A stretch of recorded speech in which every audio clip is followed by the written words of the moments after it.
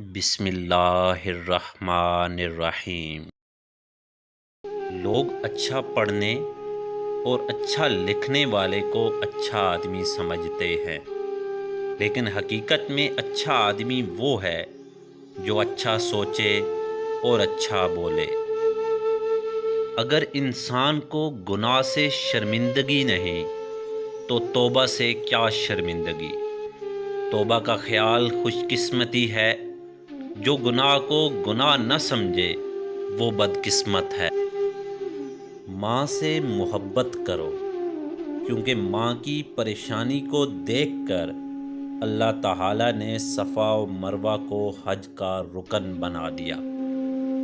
وہ دل اللہ تعالیٰ کی دوستی اور محبت سے خالی ہے جو اللہ کی مخلوق کے ساتھ شفقت کا برتاؤ نہیں کرتا۔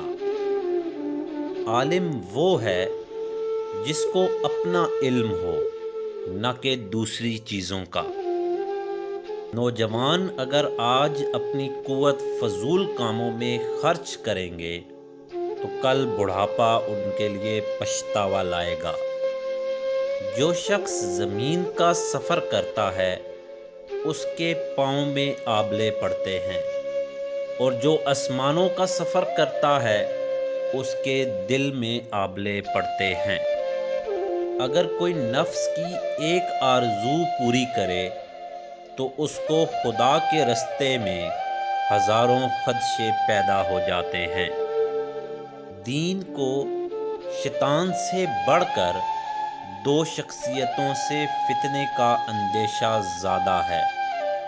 ایسا عالم جو زاہد نہ ہو، ایسا زاہد جو عالم نہ ہو۔